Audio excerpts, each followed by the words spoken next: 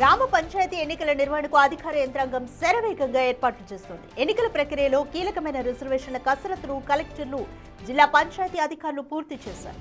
జిల్లాలోని అన్ని గ్రామ పంచాయతీల్లో ఎస్సీ, ఎస్టీ, బీసీ, జనరల్ మహిళలకు కేటాయించిన స్థానాల వివరాలను ప్రకటించారు. ఇందుకు సంబంధించిన వివరాలను ఆయా మండల కార్యాలయాల్లో అందుబాటులో ఉంచనున్నారు.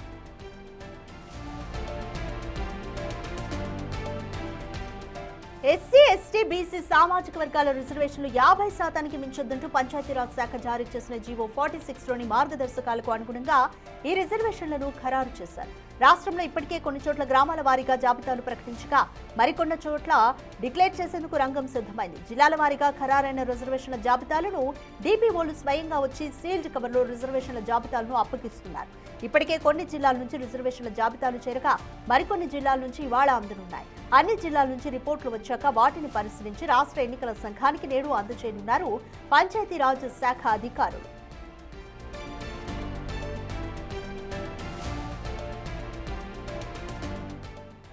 రైట్, మోర్ డీటెయిల్స్ మా ప్రతినిధి వాసు అందిస్తారు. రైట్ వాసు, గ్రామ పంచాయతీ ఎన్నికల నిర్వహణకు అధికారులు ఎటువంటి ఏర్పాట్లు శరవేగంగా చేస్తున్నారు?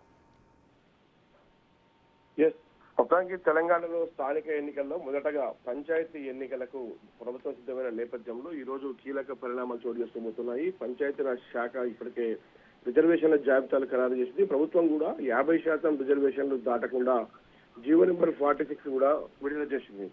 అయితే నేడు హైకోర్టులో పంచాయతీ ఎన్నికల నిర్వహణకు సంబంధించి కూడా విచారణ ఉంది. అయితే ప్రధానంగా కీలక తీర్పు కూడా ఇచ్చే అవకాశం ఉంది. అయితే ఇంతకు ముందే ఆల్రెడీ జీవో విడుదల చేశాం, ఎన్నికలకు సిద్ధంగా ఉన్నాం, రిజర్వేషన్లు కూడా ఖరారు చేశామన్న విషయాన్ని హైకోర్టుకు తెలిపి ఈ రోజు లేదా రేపు నోటిఫికేషన్ విడుదల చేయబోతున్నామంటూ కూడా హైకోర్టు తెలుపబోతోంది. కాబట్టి ఆ పంచాయతీ ఎన్నికలకు రేపు క్యాబినెట్ భేటీ తర్వాత షెడ్యూల్ ఖరారు చేసే అవకాశం ఉంది, నోటిఫికేషన్ కూడా జారీ చేసే అవకాశం అయితే కనిపిస్తా ఉంది. ఇక మొత్తం పూర్తిగా కూడా అధికార యంత్రాంగం మొత్తం కూడా ఎన్నికలకు సంబంధించి అన్ని ఏర్పాట్లు పూర్తి చేసింది. పూర్తిగా ఓటర్ల జాబితాకు సంబంధించి కూడా ఇప్పటికే సిద్ధం చేసింది. ఆయా గ్రామ పంచాయతీలకు సంబంధించి కూడా ఇప్పటికే కొన్ని జిల్లాల్లో కూడా గెజెట్ నోటిఫికేషన్ జారీ చేసిన నేపథ్యంలో కూడా గ్రామ పంచాయతీల్లో కూడా ఓటర్ లిస్ట్ కూడా సిద్ధం చేశారు. ఇక ఎస్సీ, ఎస్టీ, బీసీ సామాజిక వర్గాల రిజర్వేషన్లకు సంబంధించి 50% మించకుండా కూడా ఇప్పటికే జీవో విడుదలైన నేపథ్యంలో కూడా వాటికి అనుగుణంగా జీవోకు అనుగుణంగా కూడా రిజర్వేషన్లు ఖరారు చేస్తా ఉన్నారు.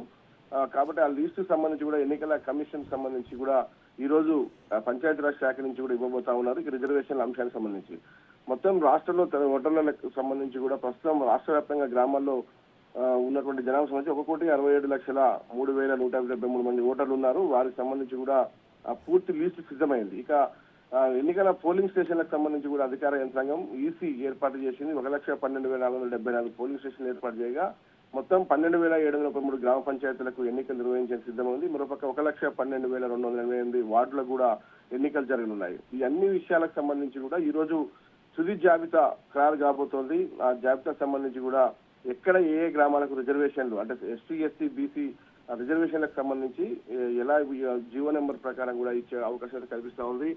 పూర్తిగా ఎన్నికల నిర్వహణకు ఈసీ సిద్ధంగా ఉన్నామని ఈ రోజు హైకోర్టు జరపబోతోంది. కాబట్టి ఆ కేసును క్లోజ్ చేసి ఆ క్యాబినెట్ ముగియగానే ఎన్నికలకు వెళ్లేందుకు నోటిఫికేషన్ కూడా జారీ కాబోతోంది. Thank you Vasu.